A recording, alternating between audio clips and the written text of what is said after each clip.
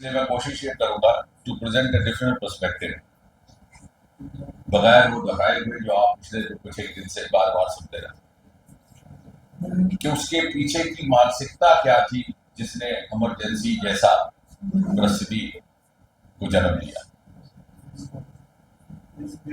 The genesis of emergency, और जिन लोगों द्वारा इमरजेंसी लगाई गई है, जिस संगठन के द्वारा इमरजेंसी लगाई गई, उसके पीछे की सोच क्या थी। और अगर एक वाक्य में कहा जाए, emergency was a cumulative outcome of the legacy of Congress Party right from the date of its birth, which was 28 December 1885, जब A.O. ह्यूम ने इस दल की स्थापना की। वो स्वयं एक रिटायर्ड सिविल सर्वेंट थे और उनकी मंशा थी to create an exclusive club of retired British officers and the new elite of India emerging after the college English education. यानी कहीं भी कांग्रेस पार्टी के संस्कारों में जनों से ही ना ही मातृभूमि के प्रति समर्पण की भावना थी, ना ही मातृभूमि के लिए त्याग, और ना ही कोई प्रतिबद्धता। और उसके डीएनए में प्रारंभ से ही परिवारवाद भी था, मोतीलाल नेहरू से लेकर के अभी तक चल रहा है। अवसरवादिता भी थी, अथॉरिटेरियनिज्म भी था, और निजी स्वार्थ और राजनीतिक स्वार्थ के लिए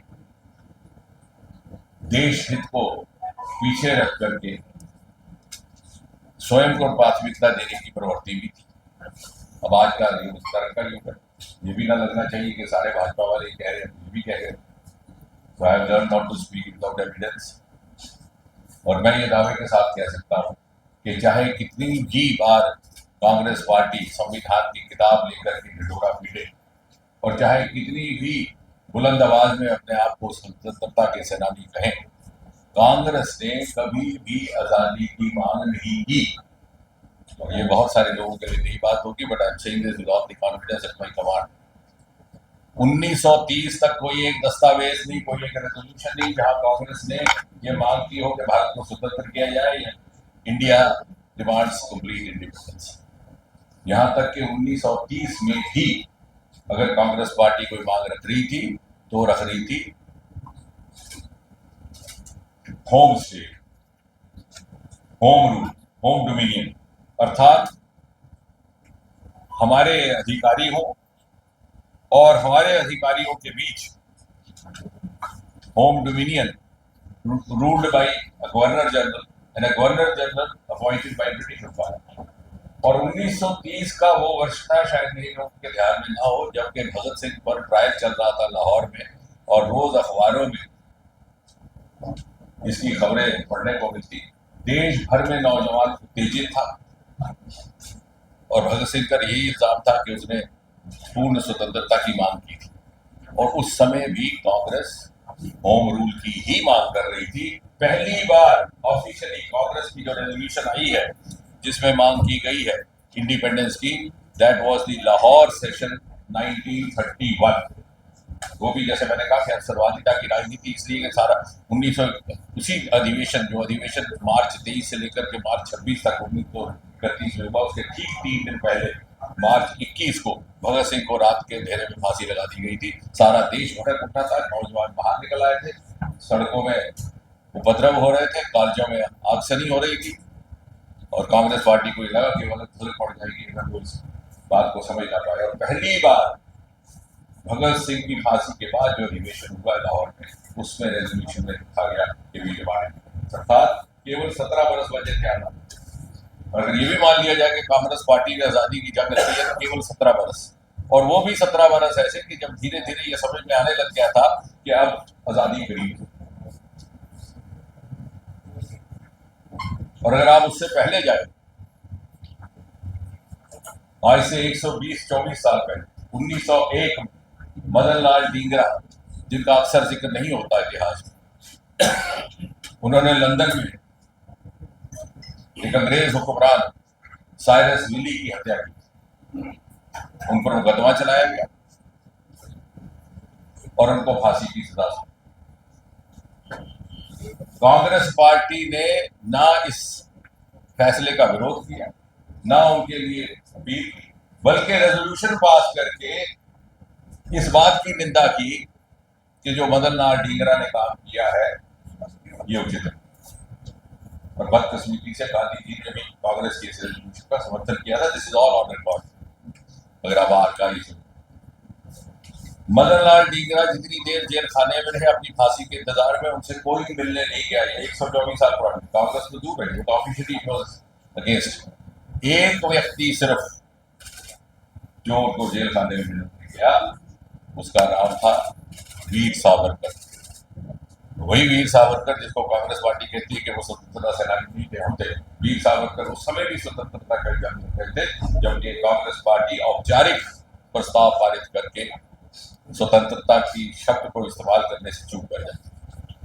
और जैसे मैंने कहा कि आखिरी 17 वर्ष तो वो थी जब सबको लड़ने लगा कि आज़ादी है। और फिर भी क्या हुआ, सन 1946 में जब अध्यक्ष मौलाना अबुल कलाम आजाद थे और नए अध्यक्ष का चुनाव होना था, ये तय हो चुका था कि जो भी कांग्रेस का नया अध्यक्ष होगा वही आगे चलकर स्वाभाविक तौर पर प्रधानमंत्री का पद भी संभालेगा।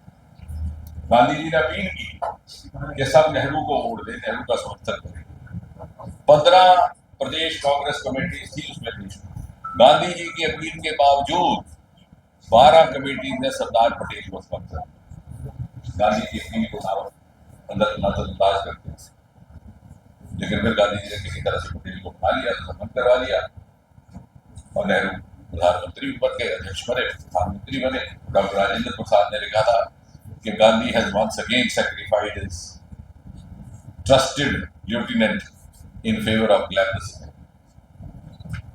तो कहने का तात्पर्य ये कि अवसरवादिता, ये डीएनए, ये संस्कार आरंभ से चल रहा था, ये कोई रातों रात नहीं जागा। और दूसरी बात,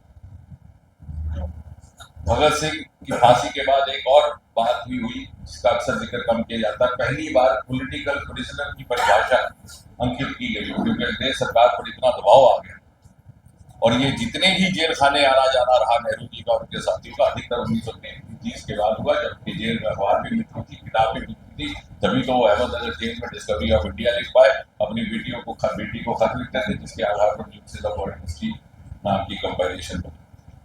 अगर उससे पहले होता तो ये भी काला पानी गए होते, जैसे वीर सावरकर गए। जम्मू के हमारे कैप्टन कॉमरेड धनवंतरी थे, लेकिन जब इनकी संघर्ष की बारी आई तो संघर्ष भी सरल हो चुका था और अंग्रेज भी जाने की तैयारी थी। और अब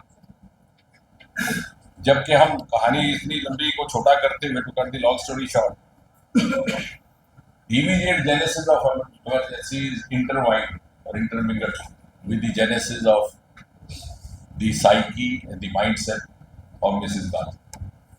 अगर आप 1975 से 10 वर्ष पीछे जाए तो 1965 में ताशकंद का फैक्ट हुआ। उसके अगले ही बरस जनवरी 1966 में लाल बहादुर शास्त्री जी का स्वर्गवास हुआ। मोरारजी देसाई ने प्रधानमंत्री बनने का दावा किया, लेकिन उस समय अध्यक्ष थे कामराज। उन्होंने मैनिपुलेट करके इंदिरा जी को बिठाया और ये सोच उनकी थी कि इंदिरा जी कमजोर प्रधानमंत्री होगी, कठपुतली बनकर उनके लिए चलेंगी। ये भी कहा गया कि मोम की गुड़िया को उठाया जा रहा, गूंगी गुड़िया। लेकिन इंदिरा जी चतुर निकली, 3 वर्ष के भीतर उन्होंने अपना अलग ग्रुप बनाया। 1959 में कांग्रेस को तकसीम कर दिया गया, उन्होंने अपना एक ग्रुप बनाया और कांग्रेस के मनोनीत उम्मीदवार संजीवा रेड्डी के खिलाफ अपना कैंडिडेट खड़ी की और फिर उनकी खुशकिस्मती के 1971 का जंग हुआ, जिससे उनका रुतबा बढ़ गया और उसका दुरुपयोग करते हुए उन्होंने एक अथॉरिटेरियन रूल का एक नया अध्याय शुरू किया जब आगमन होता है संजय गांधी। और इस कदर इनसिक्योरिटी थी इंदिरा जी के भीतर कि किसी पर विश्वास नहीं था। चापलूसों ने घेर लिया। डीके बरुआ जैसे अध्यक्ष बने, Indira is India, India is Indira, और सारी कमांड संजय गांधी को दे दी गई। इंदिरा जी के प्रिंसिपल सेक्रेटरी थे उस समय पीएन अफसर, कश्मीरी पंडित, समाज से ही उनका ताल्लुक था। उन्होंने लिखा था कि she is blind as far as this boy is concerned. बाद में लेकर के उन्होंने इंदिरा जी से किनारा कशी भी कर दी। मुझे नहीं लगता कि दो राय दत्तात्रेय जी ने ही ये बात भी रखी है कि जो 42 संशोधन के बाद सेक्युलर और सोशल क्योंकि ये बाबा अम्बेडकर की देन नहीं है। Doctor Ambedkar has produce one of the best constitution in the world. अगर वो उनकी सोच नहीं थी तो भला किस सोच के साथ ये शब्द जोड़ गए? I think any right-thinking citizen will endorse it, because everybody knows that this is not the part of the original constitution which was written by Dr. Ambedkar and the other rest of the committee. The BJP also wants removal. I am saying that even you want.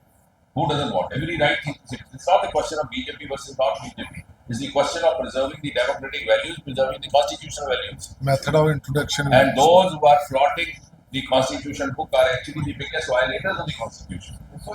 So is the BJP going to bring a bill in the parliament? I didn't say that. I am not accredited to say that.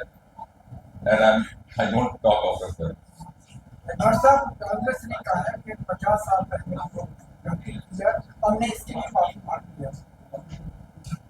माफी नहीं मांगी, बल्कि अभी भी वही मानसिकता चल रही है। अभी भी वही मानसिकता चल रही है।